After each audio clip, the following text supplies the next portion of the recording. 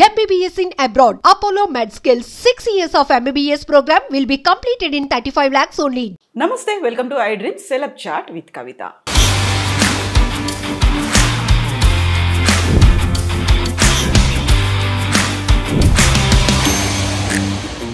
మనతో పాటుగా ఒక విశిష్టమైనటువంటి అతిథి ఉన్నారు. ఆ అతిథి కోసమే మనం తిరుపతి దాకా వచ్చాము. తెర మీద చాలా నిండుగా హూందాగా అందంగా కనిపించే అమ్మ సుధమ్మ గారు ప్రస్తుతం మనతో పాటుగా ఉన్నారు. అమ్మ నమస్కారం. నమస్కారమ్మా. ఎలా ఉన్నారు? నేను చాలా బాగున్నాను. మీరైతే యాజ్ యూజువల్ ఆనందంగా సంతోషంగా అందంగా అలాగే ఉన్నారు. అండ్ వ్యూవర్స్ ఒక్క నిమిషం దిష్టి తగలకూడదు నిజంగానే. అయితే వ్యూవర్స్కి నేను మాట చెప్పాలి. అమ్మ మేము ఒక 1 year నుంచి ఇంటర్వ్యూ అడుగుతున్నాము. ప్రతిసారి ఏదో రకంగా పోస్ట్పోన్ అవుతుంది.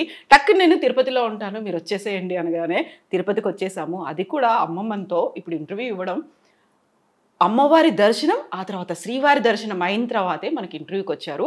అండ్ ఇప్పటికీ నేను ఆల్మోస్ట్ సెలబ్రిటీస్లవే ఒక 100కి పైగా ఇంటర్వ్యూలు చేస్తే ఎవరి దగ్గర చూడనటువంటి ఒక నమ్మకం, ఒక సెంటిమెంట్ అమ్మ దగ్గర చూశాను. అది చెప్పులు విప్పారు, కెమెరాకి దండం పెట్టుకొని మరీ వచ్చి ముందు కూర్చున్నారు.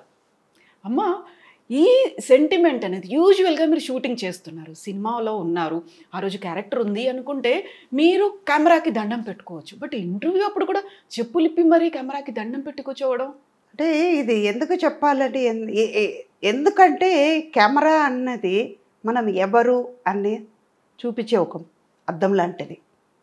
మనకి తిండి పెట్టేది అది మన వృద్ధి, అది మనకి దేవుడు. మనం ఇవాళ కడుపు నిండా తింటున్నాము, మన శాంతిగా ఉన్నాం, చేతి నిండుగా డబ్బు వస్తుంది అంటే అది 5 రూపాయలు 10 రూపాయలు వస్తుందంటే ఎవరి వల్ల వస్తుంది? ఇప్పుడు నేను సుధా అనే ఒక మనిషి తెలియడానికి కారణం ఏంటి? కెమెరా. ఈ కెమెరా ద్వారా ఈ సుధాన్ని లక్షలాది మంది చూస్తున్నారు. ఆ ప్రేమను నేను పొందేటప్పుడు మన దేవుడు అదే కదా. దేవుడికి దండం పెట్టకుండా మనం చేస్తామా? అమ్మనే పిలుస్తాం, నాన్ననే పిలుస్తాం కదా. నాకు అమ్మ. ఎంత బాగా చెప్పారమ్మా. ఎంత గౌరవము, భక్తి, ఎట్ ది సేమ్ టైం భయము ఉంది, అన్నీ ఉన్నాయి. ఒక కెమెరా అంటే, ఒక వృత్తి అంటే చాలా క్యాజువల్గా ఒక సెలబ్రిటీ స్టేటస్ వచ్చింది. మనం సినిమాలో యాక్ట్ చేసాము, 1000 మూవీస్ చేశారు, సౌత్ ఇండియన్ లాంగ్వేజెస్ అన్నీ చేశారు, హిందీ చేశారు. ఇన్ని చేసిన తర్వాత చాలా క్యాజువల్గా వచ్చి కూర్చోవచ్చు, ఇలా ఇంటర్వ్యూ చేసేసి వెళ్ళిపోవచ్చు. ఇవన్నీ కాకుండా నాకు నిజంగా అమ్మ నాకు చూడగానే యాక్చువల్గా సుధమ్మ గారు అనగానే నిండుగా ఇలా బొట్టు పెట్టుకొని కూర్చుంటారు, ఇవన్నీ అనే ఉంటాయి. బట్ ఈరోజు వెరీ ఫస్ట్ టైం అనుకుంటాను మిమ్మల్ని నేను కెమెరా ముందు ఇలా తిరునామంతో చూడడము అనేది. చాలా చాలా ట్రెడిషనల్గా అయిపోయింది కదా, దర్శనం అయిపోయింది కదా అని అలా వెళ్ళిపోలేదు, అలా కెమెరా ముందుకు కూడా రాలేదు. యాక్చువల్గా తుడి చేయాలి, లేకుంటే రెగ్యులర్ మేకప్ ఉండాలి, అలాంటిది కూడా లేదు. బాగా నరనరానా ఉందా? నిజమ్మా. ఎందుకంటే ఇప్పుడు స్వామివారు ఆశీస్సులు పొంది కింద దిగాను, మీ అందరికీ ఆ వైబ్రేషన్ ఇవ్వాలి.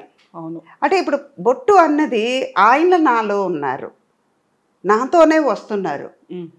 అలా అన్నప్పుడు నన్ను నడిపించేది ఆయనే కదా, ఆ తల్లి స్వామివారే. అలా అన్నప్పుడు వాళ్ళ కోసం పెట్టుకున్న బొట్టుని ఎందుకు తుడవాలి? మన ట్రెడిషన్ని మనం చిన్నప్పటి నుంచి అమ్మ నాన్న బొట్టు పెట్టుతున్నారు, ఏదో తెలియకుండా మనం తుడుస్తాం. కానీ తెలిసి తప్పు చేయకూడదు. ఒక వయసు వచ్చిన తర్వాత మనది అన్నది ఉంటే వాళ్ళు నేర్పించింది మనం చెయ్యాలి. నిజంగా. ఇప్పుడు ఇది ఒకళ్ళని సించపరచడానికని చెప్పట్లేదు. కొన్ని మనం వాళ్ళు ఉన్నారు, వాళ్ళు బొట్టు పెట్టుకొని వాళ్ళది వాళ్ళ నమ్మకం, ఆ సంప్రదాయాలు, వాళ్ళ సంప్రదాయం, వాళ్ళ కల్చర్. అది ఇప్పుడు మనం కల్చర్. నేను పుట్టి పెరిగేటప్పటికి మా అమ్మ నాన్న ఎలా నేర్పించారు, ఆ వాతావరణంలోనే ఉన్నాను కాబట్టి తప్పులేదు, అలాగే ఉండాలని. ఇంకోటి ఇందాక మీరు చెప్పినట్టు నేను తిరుపతి నుంచి వచ్చాను, కొండ మీద నుంచి వచ్చేటప్పుడు ఆయన పవర్ని నేను తీసుకొస్తున్నాను, నాతో పాటు ఆయన వస్తున్నారు. అలా అన్నప్పుడు అది ఎందుకు తుడవాలి? నేనుగా ఉండాలని కోరుకుంటాను. అందులో కొండ మీద స్వామివారు ఉంటే కింద అమ్మవారు ఉన్నారు కదా, తల్లి ఉన్నారు, అలాగే ఉంటుంది కదా. ఫస్ట్ మీరు వెళ్ళేటప్పుడు కూడా ఇక్కడ అమ్మవారి దర్శనం చేసుకుని తర్వాత స్వామివారి పైకి వెళ్ళావు. యూజువల్గా చాలా మందికి అది తెలియదు. కొండకి వెళ్ళి మళ్ళీ కిందకు వచ్చి తిరుచానూరు వెళ్ళి తల్లిని చూసుకుని వెళ్ళిపోతారు. కాదు, అమ్మ తల్లి లేకుండా తండ్రి ఎక్కడి నుంచి తెలుసు? సృష్టి లేదు, విశ్వం లేదు. అమ్మ తండ్రిని చూపిస్తున్నారు, తండ్రి అన్నదమ్ముళ్ళని చూపిస్తున్నాడు. ముందు కళ్ళు తెరవగానే ఎవరిని చూస్తుంది బిడ్డ? అమ్మనే చూస్తుంది. ముందు మాట వచ్చేది మా. అది ఏ భాష అయినా, లోకంలో ప్రపంచంలో ఏ భాష తీసుకున్నా అమ్మ అనేది మా అంటాం. అలా అన్నప్పుడు అమ్మ ముందు.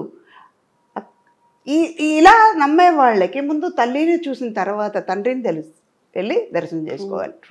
ఇంకోటి, మా అమ్మ నాన్న, మా పెద్ద నాన్న, మా అమ్మమ్మ నాన్నమ్మ వాళ్ళు చెప్పిన మాట ఏంటంటే, తల్లిని చూస్తే స్వామి వారి రాత్రి తల్లిని చూడ్డానికి వస్తారు కదా, ఎంతమంది భక్తులు వస్తున్నారు, అందరినీ అనుగ్రహించిన తర్వాత ఆయన ఒక్క క్షణమైనా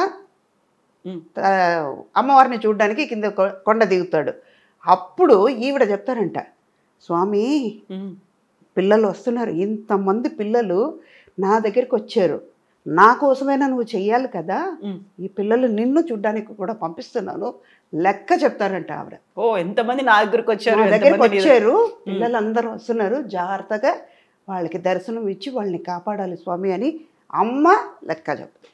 మామూలుగా మన ఇంట్లో ఏదైనా ఒక ప్రాబ్లం వస్తే ఎవరికి వెళ్ళి చెప్పుకుంటాం? ఫస్ట్ అమ్మ. ఒక నాన్న కొట్టినా, అన్న కొట్టినా, తమ్ముడు కొట్టినా, అక్క కొట్టినా అమ్మా అంటాం. అదే కదా ఇక్కడ. ఆవిడ లోకానికి తల్లి కదా, ఆవిడ వెళ్ళి చెప్తుంది. యాక్చువల్గా నాన్న దగ్గర నుంచి మనకు అనుకున్నటువంటి రిక్వెస్ట్లో, డిమాండ్లో ఏదైనా కానీ నెరవేర్చడానికి కూడా అమ్మ వెళ్ళి చెప్తే తప్ప కాదు అనేది ఉంటుంది కదా. కావాలన్నా కూడా అమ్మ నాన్నకు చెప్పు అని అమ్మ దగ్గరికి వెళ్తాం.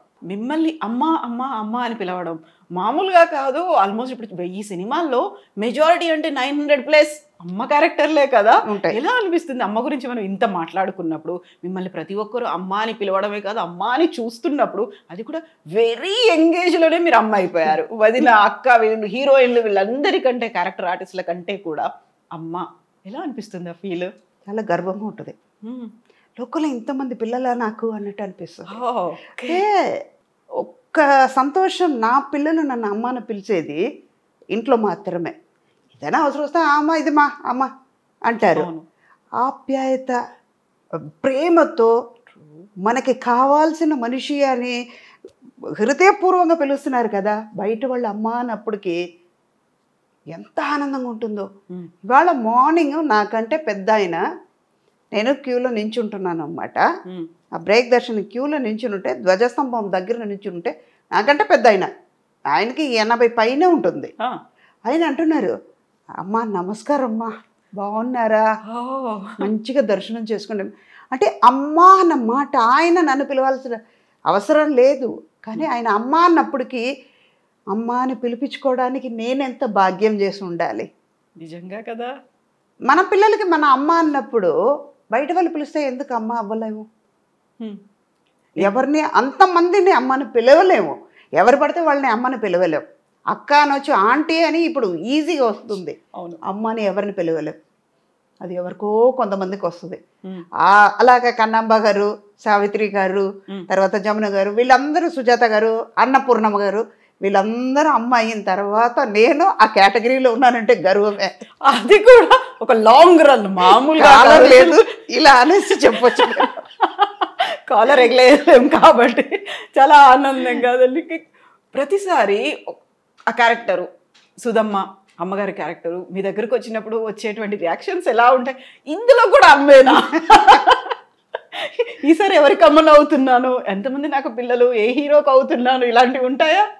చాలా ఉంటాయి. ఇప్పుడు పిల్లలందరూ ఒక రామ్ చరణ్ అవ్వరండి, జూనియర్ ఎన్టీఆర్ అయినా, మనోజ్ అయినా, వీళ్ళందరూ, తరుణ్, వీళ్ళందరూ నేను చూసి పెరిగిన పిల్లలు కదా. నా కళ్ళ ముందు చిన్న చిన్న పిల్లలు అలాగే ఆడుకునే పిల్లలు వాళ్ళ హీరో అయ్యారు, వాళ్ళకి తల్లి అయ్యేటప్పటికి వాళ్ళతో నేను జోక్ చెప్పేదాన్ని, మీరు పెరిగిర్రా నేను పెరగలేదురా, ఇలాగే నా ఏజ్ అక్కడే ఆగిపోయింది. వాళ్ళే పెరిగారు, ఎందుకంటే నేను అప్పుడే తల్లి అయ్యాను, తల్లి అలాగే ఉన్నాను, కానీ వాళ్ళే పెరిగి అలాగే పెద్దవాళ్ళు అయ్యారు.